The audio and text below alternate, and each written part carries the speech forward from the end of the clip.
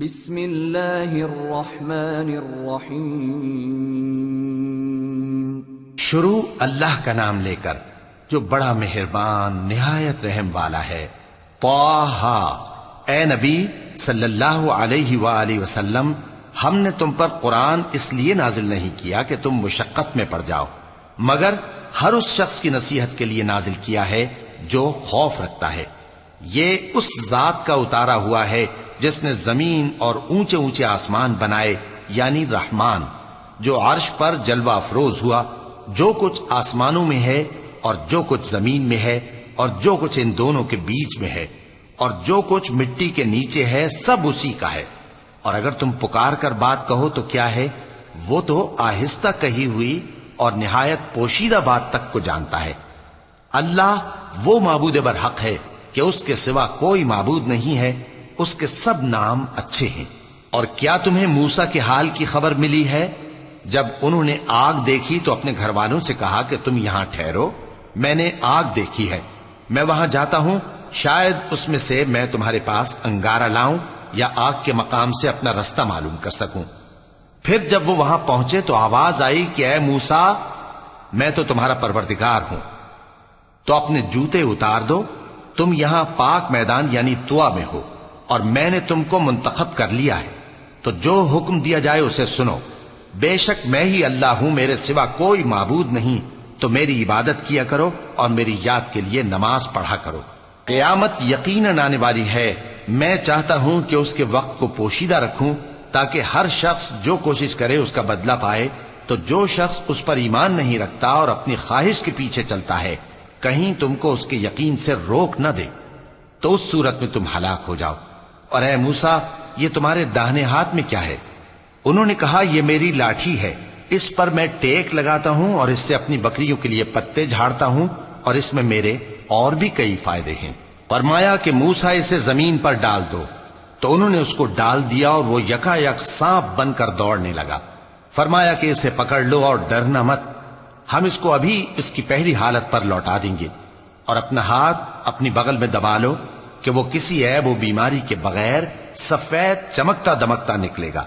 یہ دوسری نشانی ہے تاکہ ہم تمہیں اپنے بڑے بڑے نشانات دکھائیں۔ تم فرعون کے پاس جاؤ کہ وہ سرکش ہو رہا ہے۔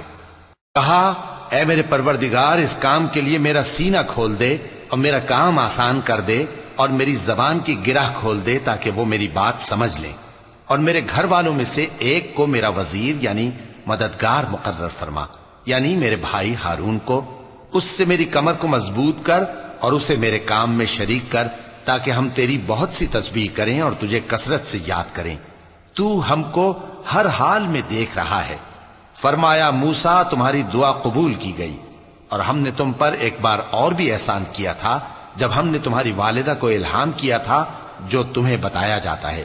وہ یہ تھا کہ اسے یعنی موسیٰ کو صندوق میں رکھو، پھر اس صندوق کو دریا میں ڈال دو، تو دریا اس کو کنارے پر ڈال دے گا، اور میرا اور اس کا دشمن اسے اٹھا لے گا۔ اور موسیٰ، میں نے تم پر اپنی طرف سے محبت ڈال دی، اور اس لیے کہ تم میرے سامنے پرورش پاؤ۔ جب تمہاری بہن وہاں فرعون کے ہاں گئی اور کہنے لگی کہ میں تمہیں اس کا پتہ دوں جو اس کو پالے پوسے، تو اس طریق سے ہم نے تم کو تمہاری ماں کے پاس پہنچا دیا تاکہ ان کی آنکھیں ٹھنڈی ہوں اور وہ رنج نہ کریں۔ اور تم نے ایک شخص کو مار ڈالا تھا تو ہم نے تم کو غم سے نجات دی، اور ہم نے تمہاری کئی بار آزمائش کی، پھر تم کئی سال اہل مدین میں ٹھہرے رہے۔ پھر اے موسیٰ، تم ایک اندازے پر آ پہنچے، اور میں نے تم کو اپنے کام کے لیے بنایا ہے، تو تم اور تمہارا بھائی دونوں ہماری نشانیاں لے کر جاؤ، اور میری یاد میں سستی نہ کرنا۔ دونوں فرعون کے پاس جاؤ کہ وہ سرکش ہو رہا ہے، اور اس سے نرمی سے بات کرنا، شاید وہ غور کرے یا ڈر جائے۔ دونوں کہنے لگے کہ اے ہمارے پروردگار، ہمیں خوف ہے کہ وہ ہم پر زیادتی کرنے لگے یا زیادہ سرکش ہو جائے۔ اللہ نے فرمایا کہ ڈرو مت، میں تمہارے ساتھ ہوں کہ سنتا اور دیکھتا ہوں۔ اچھا، تو اس کے پاس جاؤ اور کہو کہ ہم آپ کے پروردگار کے بھیجے ہوئے ہیں، تو بنی اسرائیل کو ہمارے ساتھ جانے کی اجازت دیجیے اور انہیں عذاب نہ کیجیے۔ ہم آپ کے پاس آپ کے پروردگار کی طرف سے نشانی لے کر آئے ہیں، اور جو ہدایت کی بات مانے اس کو سلامتی ہو۔ ہماری طرف یہ وحی آئی ہے کہ جو جھٹلائے اور منہ پھیرے اس کے لیے عذاب تیار ہے۔ غرض موسیٰ اور ہارون فرعون کے پاس گئے. اس نے کہا کہ موسیٰ تمہارا پروردگار کون ہے؟ کہا کہ ہمارا پروردگار وہ ہے جس نے ہر چیز کو اس کی شکل و صورت بخشی پھر راہ دکھائی. کہا تو پہلی قوموں کا کیا حال ہوا؟ فرمایا کہ ان کا علم میرے پروردگار کو ہے جو کتاب میں لکھا ہوا ہے. میرا پروردگار نہ چوکتا ہے نہ بھولتا ہے. وہ وہی تو ہے جس نے تم لوگوں کے لیے زمین کو فرش بنایا اور اس میں تمہارے لیے رستے بنا دیے اور آسمان سے پانی برسایا، پھر اس سے مختلف نباتات پیدا کی کہ خود بھی کھاؤ اور اپنے مویشیوں کو بھی چراؤ. بے شک ان باتوں میں عقل والوں کے لیے بہت سی نشانیاں ہیں. اسی زمین سے ہم نے تم کو پیدا کیا اور اسی میں ہم تمہیں لوٹائیں گے اور اسی سے ہم تمہیں دوسری دفعہ نکالیں گے. اور ہم نے فرعون کو اپنی سب نشانیاں دکھائیں مگر وہ تکذیب اور انکار ہی کرتا رہا. کہنے لگا کہ موسیٰ کیا تم ہمارے پاس اس لیے آئے ہو کہ اپنے جادو کے زور سے ہمیں ہمارے ملک سے نکال دو؟ تو ہم بھی تمہارے مقابل ایسا ہی جادو لائیں گے. تو ہمارے اور اپنے درمیان ایک وقت مقرر کر لو کہ نہ تو ہم اس کے خلاف کریں اور نہ تم، اور یہ مقابلہ ایک ہموار میدان میں ہوگا. موسیٰ نے کہا کہ آپ کے لیے یوم زینت کا وعدہ ہے اور یہ کہ لوگ اس روز دن چڑھے اکٹھے ہو جائیں. تو فرعون لوٹ گیا اور اپنے سامان جمع کر کے پھر آیا. موسیٰ نے ان جادوگروں سے کہا کہ یہ تمہاری بربادی ہوگی. اللہ پر جھوٹ نہ باندھو، وہ تمہیں عذاب سے فنا کر دے گا، اور جس نے جھوٹ باندھا وہ نامراد رہا. تو وہ باہم اپنے معاملے میں جھگڑنے اور چپکے سرگوشی کرنے لگے. کہنے لگے یہ دونوں جادوگر ہیں، چاہتے ہیں کہ اپنے جادو کے زور سے تم کو تمہارے ملک سے نکال دیں اور تمہارے بہترین مذہب کو نابود کر دیں. تو تم جادو کا سامان اکٹھا کر لو اور پھر قطار باندھ کر آؤ. آج جو غالب رہا وہی کامیاب ہوا. جادوگر بولے کہ موسیٰ یا تو تم اپنی چیز ڈالو یا ہم اپنی چیزیں پہلے ڈالتے ہیں. موسیٰ نے کہا بلکہ تم ہی پہلے ڈالو. جب انہوں نے چیزیں ڈالیں تو یکا یک ان کی رسیاں اور لاٹھیاں موسیٰ کے خیال میں ایسی آنے لگیں کہ وہ میدان میں ادھر ادھر دوڑ رہی ہیں. اس وقت موسیٰ نے اپنے دل میں خوف محسوس کیا. ہم نے کہا خوف نہ کرو، بلا شبہ تم ہی غالب رہو گے، اور جو چیز یعنی لاٹھی تمہارے داہنے ہاتھ میں ہے اسے ڈال دو کہ جو کچھ انہوں نے بنایا ہے اس کو وہ نگل جائے گی. جو کچھ انہوں نے بنایا ہے یہ تو جادوگروں کے ہتھ کنڈے ہیں، اور جادوگر جہاں بھی جائے کامیاب نہیں ہوگا. اس پر جادوگر سجدے میں گر پڑے. کہنے لگے کہ ہم موسیٰ اور ہارون کے پروردگار پر ایمان لائے. فرعون بولا کہ پیشتر اس کے کہ میں تمہیں اجازت دوں تم اس پر ایمان لے آئے. بے شک یہ تمہارا بڑا یعنی استاد ہے جس نے تم کو جادو سکھایا ہے. سو میں تمہارے ہاتھ اور پاؤں مخالف سمت سے کٹوا دوں گا اور تم کو کھجوروں کے تنوں پر سولی چڑھوا دوں گا، اور تم کو معلوم ہوگا کہ ہم میں سے کس کا عذاب زیادہ سخت اور دیر تک رہنے والا ہے. انہوں نے کہا کہ جو دلائل ہمارے پاس آ گئے ہیں ان پر اور جس نے ہم کو پیدا کیا ہے اس پر ہم آپ کو ہرگز ترجیح نہیں دیں گے. تو آپ کو جو حکم دینا ہو دے دیجئے، اور آپ جو حکم دے سکتے ہیں وہ صرف اسی دنیا کی زندگی میں دے سکتے ہیں.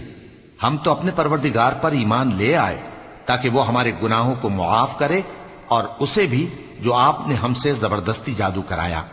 اور اللہ سب سے اچھا ہے اور ہمیشہ باقی رہنے والا ہے. جو شخص اپنے پروردگار کے پاس گناہگار ہو کر آئے گا تو اس کے لیے جہنم ہے جس میں نہ وہ مرے گا نہ جیے گا، اور جو اس کے روبرو ایماندار ہو کر آئے گا اور عمل بھی نیک کیے ہوں گے تو ایسے لوگوں کے لیے اونچے اونچے درجے ہیں، یعنی ہمیشہ رہنے کے باغ جن کے نیچے نہریں بہ رہی ہیں، ہمیشہ ان میں رہیں گے. اور یہ اس شخص کا بدلہ ہے جو پاک ہوا. اور ہم نے موسیٰ کی طرف وہی بھیجی کہ ہمارے بندوں کو راتوں رات نکال لے جاؤ، پھر ان کے لیے سمندر میں لاٹھی مار کر خشک رستہ بنا دو.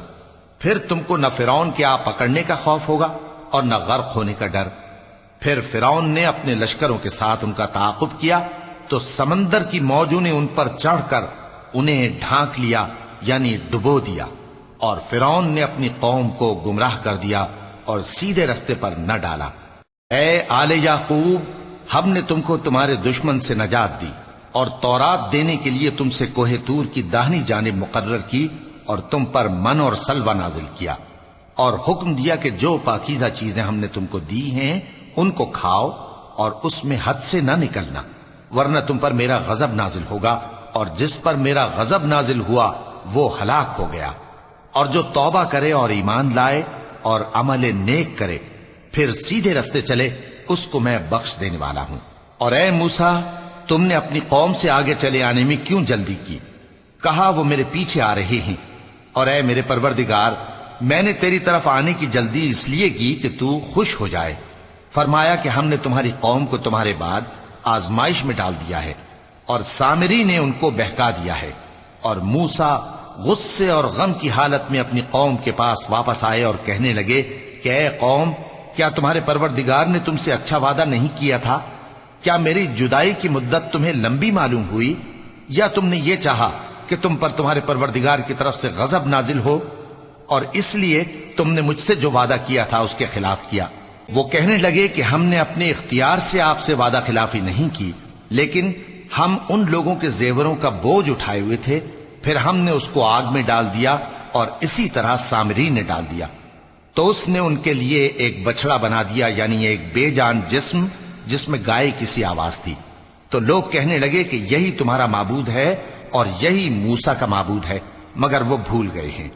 تو کیا یہ لوگ نہیں دیکھتے کہ وہ ان کی کسی بات کا جواب نہیں دیتا اور نہ ان کے نقصان اور نفع کا کچھ اختیار رکھتا ہے؟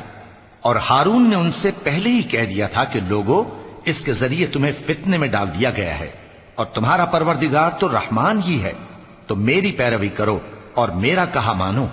وہ کہنے لگے کہ جب تک موسیٰ ہمارے پاس واپس نہ آئیں ہم تو اس کی پوجا پر قائم رہیں گے۔ پھر موسیٰ نے ہارون سے کہا کہ اے ہارون، جب تم نے ان کو دیکھا تھا کہ گمراہ ہو گئے ہیں تو تم کو کس چیز نے روکا تھا؟ یعنی اس بات سے کہ تم میرے پیچھے چلے آؤ، بھلا تم نے میرے حکم کے خلاف کیوں کیا؟ کہنے لگے کہ اے ماں جائے، میری داڑھی اور سر کے بالوں کو نہ پکڑیے، میں تو اس سے ڈرا کہ آپ یہ نہ کہیں کہ تم نے بنی اسرائیل میں تفرقہ ڈال دیا اور میری بات کو ملحوظ نہ رکھا۔ موسیٰ نے فرمایا تو اے سامری، تیرا کیا حال ہے؟ اس نے کہا کہ میں نے ایسی چیز دیکھی جو اوروں نے نہیں دیکھی، تو میں نے فرشتے کے نقش پا سے مٹی کی ایک مٹھی بھر لی، پھر اس کو بچڑے کے جسم میں ڈال دیا، اور مجھے میرے جی نے اس کام کو اچھا بتایا۔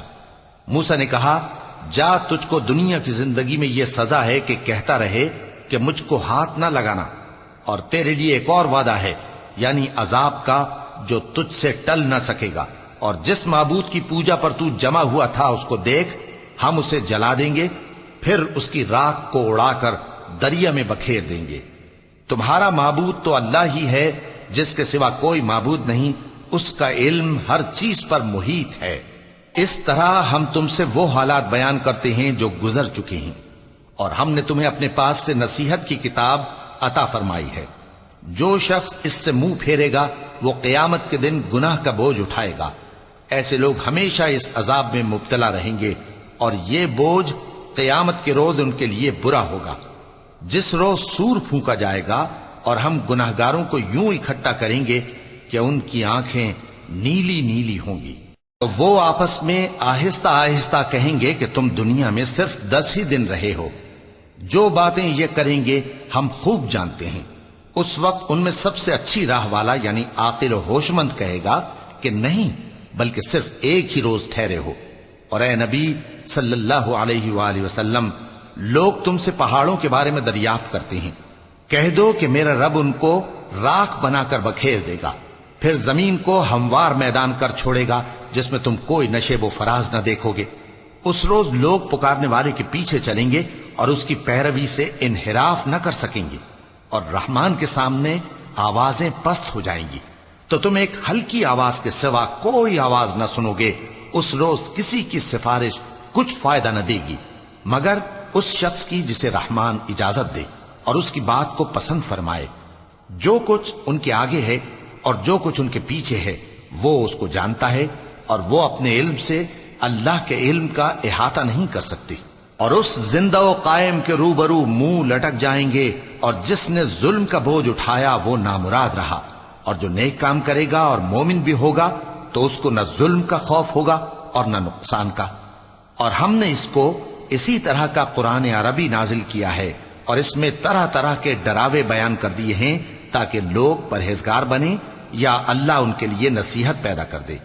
تو اللہ جو سچا بادشاہ ہے، عالی قدر ہے، اور قرآن کی وحی جو تمہاری طرف بھیجی جاتی ہے اس کے پورا ہونے سے پہلے قرآن کے پڑھنے میں جلدی نہ کیا کرو، اور دعا کرو کہ میرے پروردگار مجھے اور زیادہ علم دے۔ اور ہم نے پہلے آدم سے عہد لیا تھا مگر وہ اسے بھول گئے، اور ہم نے ان میں ارادے کی پختگی نہ پائی۔ اور جب ہم نے فرشتوں سے کہا کہ آدم کے آگے سجدہ کرو تو سب سجدے میں گر پڑے مگر ابلیس نے انکار کیا۔ اس پر ہم نے فرمایا کہ آدم، یہ تمہارا اور تمہاری بیوی کا دشمن ہے، تو یہ کہیں تم دونوں کو بہشت سے نہ نکلوا دے، پھر تم تکلیف میں پڑ جاؤ۔